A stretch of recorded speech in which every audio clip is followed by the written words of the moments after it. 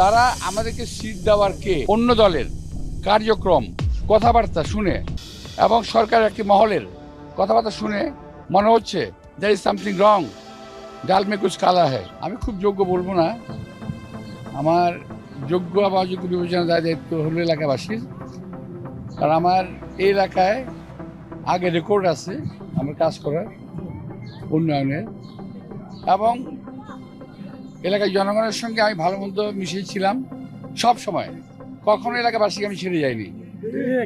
এমনকি আমি যখন মন্ত্রী ছিলাম তখনও মন্ত্রী পাড়ায় আমি যাইনি, এলাকার সঙ্গে ছিলাম। এটা কিন্তু আমার একেবারেই আমার নেহায়ত নিজস্ব এলাকা, একেবারেই এখানেই এলাকায় আমি জন্ম আমার।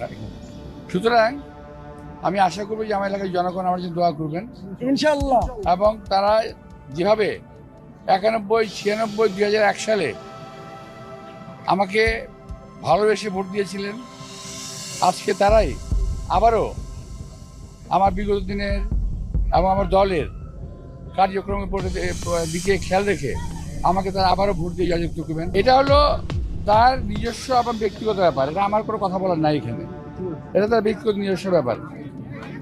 আর একটি কথা আমি খুব স্পষ্টভাবে বলতেছি, আমি আবার আগেও বলেছি, একজন যে আমাদের প্রার্থী বলেছেন, যিনি সত্য থেকে দাঁড়িয়েছেন, তিনি বলেছেন যে ঢাকা শহরে তারা আমাদেরকে একটা সিট দেবেন না। আমার প্রশ্ন হলো, তারা আমাদেরকে সিট দেওয়ার কে? ঢাকা শহরে কিংবা বাংলাদেশে আমাদের সিট দেওয়ার মালিক হলো আল্লাহ তাআলা এবং জনগণ। জনগণের উপরে ওনারা কথা বলছেন, স্বেচ্ছাচারিতা কথা বলছেন, ওনারা অগণতান্ত্রিক কথা বলছেন। এটা রাজনীতির ভাষ্য।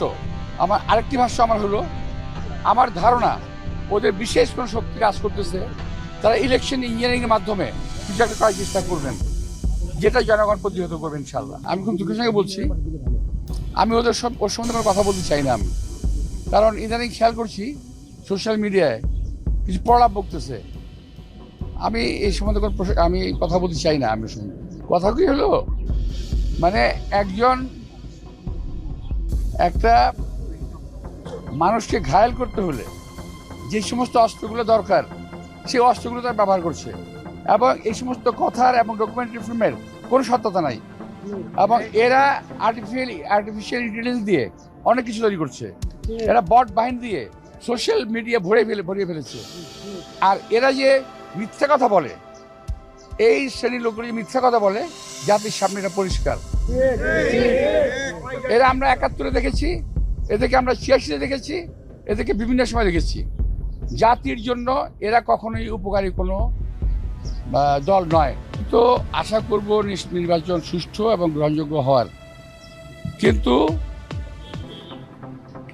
কিছু লোকের মানে অন্য দলের কার্যক্রম কথাবার্তা শুনে এবং সরকারের একটি মহলের কথাবার্তা শুনে মনে হচ্ছে দ্যার ইজ সামথিং রং, ডাল মে কুছ কালা হ্যায়। বাংলাদেশের জনগণ সকল সময় সচেতন এবং প্রতিবাদী, প্রতিরোধী, এটা মাথায় রাখতে হবে। আমরা 71 সালে পাক বাহিনীকে আমরা পরাস্ত করেছি।